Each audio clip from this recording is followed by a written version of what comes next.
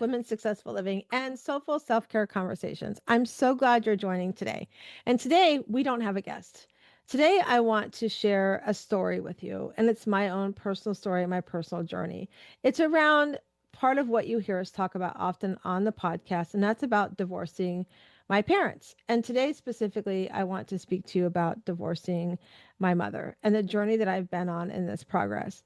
You see, as a coach, it's really, really important to me that you understand that, yes, I say yes to my life as well as I coach you and other women how to say yes to yourself without guilt, with understanding that you can say no as happy as you won $1 million, just as happy as you say the word yes. And today's journey, I want to be vulnerable with you. I want to share you a story. It's kind of a heartbreak that no one prepares you for. And I want to share that with you. It's not the loud kind. It's not the obvious kind. It's the quiet kind. It's where you're sitting along all by yourself, just sitting with yourself. And you realize the person you may need a distance from is someone that you love, someone that raised you. And for me, that someone was my mom. And so today I want to share a little bit of that journey. This isn't a story about blame. It's not about pointing fingers or tearing somebody down. That's not my intention whatsoever.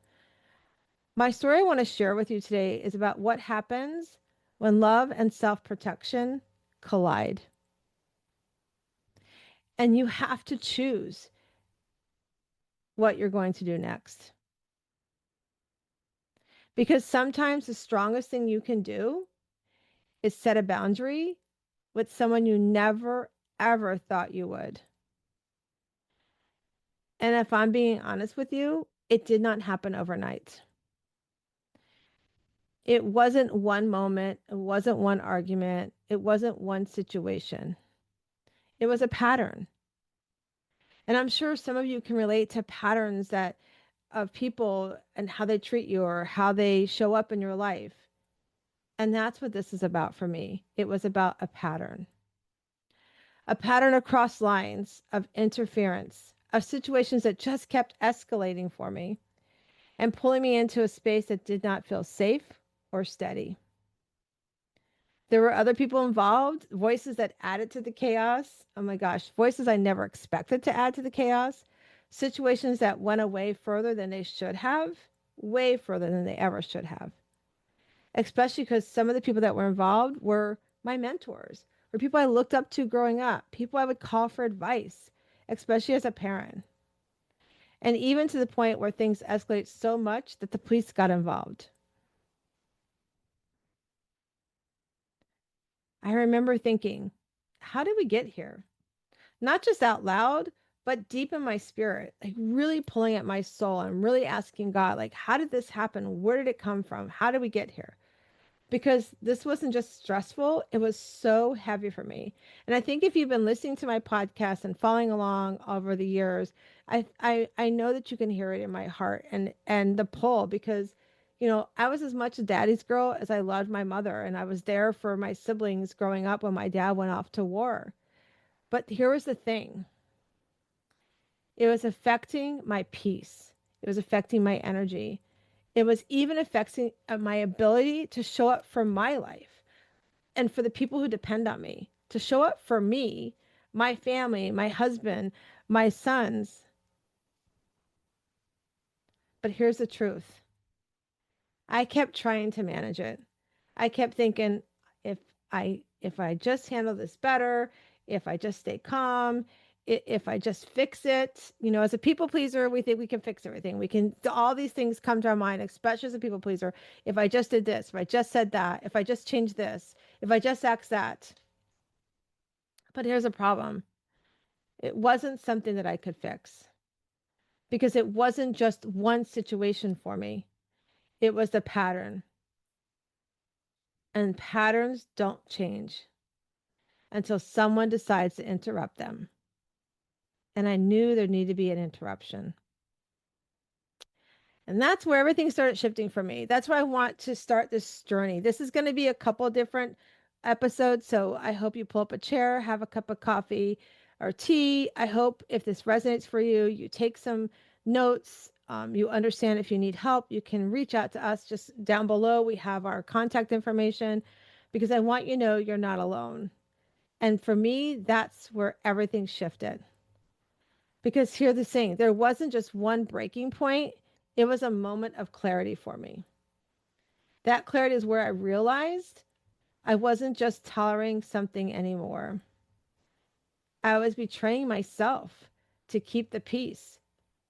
I'd set boundaries, you guys. I talk about boundaries all the time, and I was betraying those boundaries I'd set for myself. I betrayed that fence that I created. Like my pastor, Father Bill, shared with me one time. We love our parents, we love our siblings. God picks them for us. We don't pick them, but we love them anyways, deeply and truly. But sometimes they can't be in our game of life. Sometimes they have to sit in the bench if they can't follow our rules. And for me, I started betraying that peace, that fence, that lock I put on for my game of life. And you know what? That's when it really hit me hard because I had to ask myself the question I didn't want to face. I had to ask myself, how much of myself am I willing to lose just to avoid making someone else uncomfortable? How much am I willing to give up on myself just so that they are not uncomfortable? How much am I willing to risk? How much am I willing to lose? And here's the thing, you guys. I decided the answer was no more. I was no more willing to risk any of that. I wasn't willing to risk my family, my peace, my spirit, my livelihood. I wasn't. So I decided to make a decision, and it was a hard decision. It was not easy at all, and it wasn't clean, you guys. It didn't come without emotion. It was so emotional for me to do it. Like talking to my husband, talking to my friends, my as you guys know, I call it my balcony people. Having the conversation with them.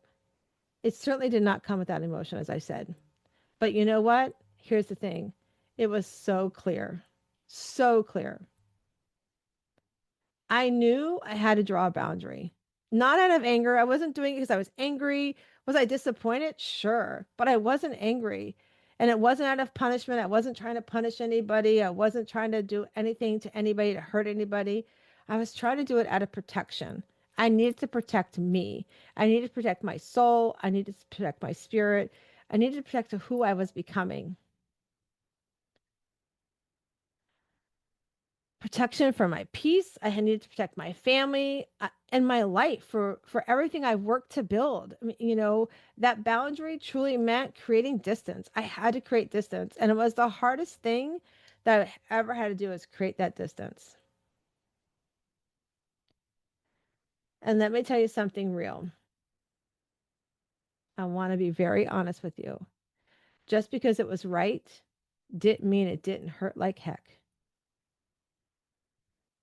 There was guilt. There was doubt. Could I do this? Could I stand in the gap? Could I be committed to this? There was moments when I questioned myself. Am I doing the right thing? Have I really thought this through? Maybe this, maybe that. Maybe they didn't mean it this way. Maybe they meant it that way. But there was also something else. It was called relief. Was like that kind of relief where it comes when your spirit finally says you feel safe again. Like, you've given it up to God. For me, it's God. Like I pray to him, tell me, guide me, tell me what to do. And it just, all this came from my prayer, from listening to my heart, listening to my spirit, my guidance through my pastor, all of that came from that again. And so it really felt safe in my spirit again. So if you're listening right now and you ever felt torn between loving someone, and protecting yourself, I want you to hear me clearly. Boundaries are not rejection, they are direction. They're not about rejecting somebody, they're about giving yourself direction. They are you deciding what you will and will not carry anymore. Whose stuff you're going to carry and whose stuff you're not going to carry. What of your own you're going to step into and what are you going to release? Because saying no to somebody else doesn't mean you haven't stopped loving them. I love my parents. I love them very, very much.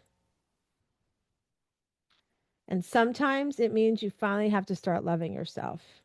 And for me, that's what I needed to do. But it wasn't easy. 100% was not easy whatsoever. And I want you to understand that. But it was something that was necessary. It was necessary because I was so worn out. I was so tired. I was overwhelmed with showing up and being rejected, overwhelmed with trying to help and even listening and asking the questions about what do you want? What does it look like for you? And not getting the support or the answers that could help guide me. So it was necessary for me to do that. Because no is you guys hear me say this all the time. No is a complete sentence. No is like you can say no like you want $1 million, and we think we have to give an excuse to it. No, but no, this. No, if I say no, they're going to think I'm this terrible person. But no is a complete sentence, just like yes is. And this was the moment that I chose mine. I say no to many, many things, but when it came to my parents and that relationship, I kept that little girl in me kept wanting to be loved by mom and dad. They still wanted that love. And this time it was a moment I chose mine. I chose my yes. And so what I want to share with you today is in the next series, I want to share with you how that looked, how it felt. I want you to know it's not been an easy journey.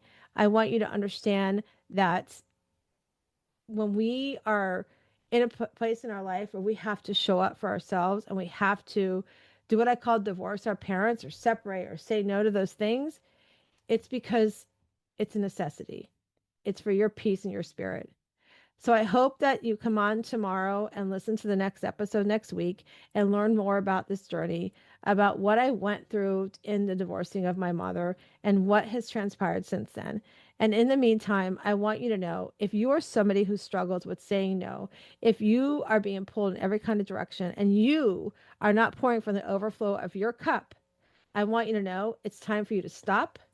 Look at what you are giving up in your life and your spirit and your soul to help somebody else.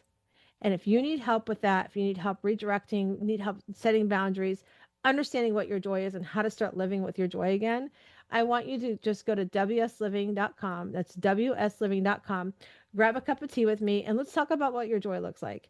Because, like me, when you finally step into saying no to others and yes to yourself, your world starts shifting. And I hope you go out today and I hope you find your inner pearl to greatness. Have an amazing day.